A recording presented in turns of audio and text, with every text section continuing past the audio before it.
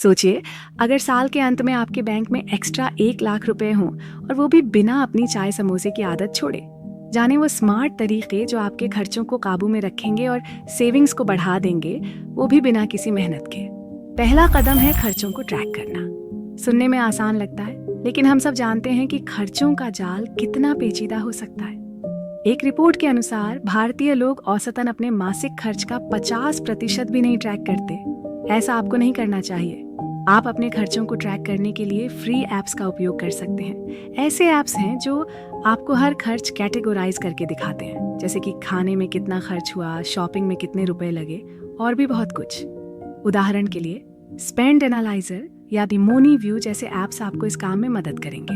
बस ध्यान रखें, इन ऐप्स को अपने फोन में डाउनलोड करने के बाद उन पर नजर रखना न भूलें, वरना वो ऐप्स भी आपसे नाराज होकर रुठ जाएंगे, जैसे आपकी माँ जब आप घर का काम नहीं करते। आखिरकार, अपने खर्चों को समझना सबसे पहले अपने बजट को बनाने की कुंजी है। जब आप जानेंगे कि आपके पैसे कहाँ जा रहे हैं, तो आप उस पर काबू पा सकते हैं। एक सही बजट के बिना आप पैसे बचाने का सपना तो देख सकते हैं, लेकिन वो सपना वैसे ही उड़ जाएगा जैसे भूत या कहानियों में आत्माएं। दूसरा कदम है छिपे हुए डिस्काउंट और ऑफर्स को पहचानना।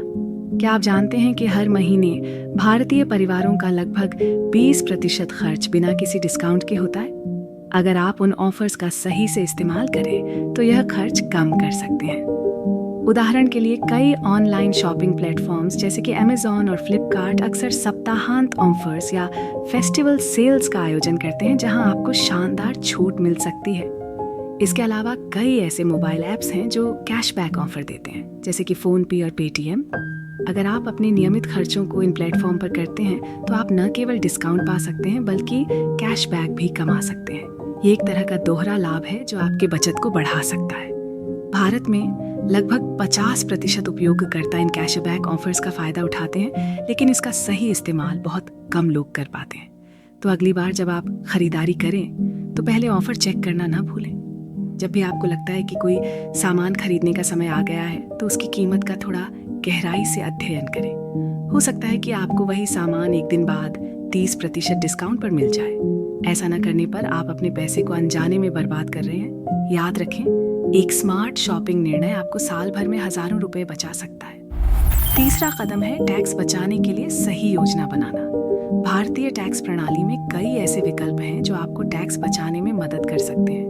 उदाहरण के लिए धारा 80C के तहत आप अपनी वार्षिक आय से 1,50,000 रुपए तक की रकम घटा सकते हैं यदि आप LSS equity linked savings scheme, PPF public provident fund या NPS नेशनल पेंशन स्कीम में निवेश करते हैं। ये न केवल आपके टैक्स को कम करेगा बल्कि आपके पैसे को भी सुरक्षित करेगा। इसके अलावा धारा 80D के तहत आप स्वास्थ्य बीमा प्रीमियम के लिए भी टैक्स छूट प्राप्त कर सकते हैं। यह छूट 25,000 रुपए तक की है, और यदि आप अपने माता पिता के लिए स्वास्थ्य बीमा लेते हैं तो ये राशि बढ़कर 50,000 रुपए तक हो जाती है।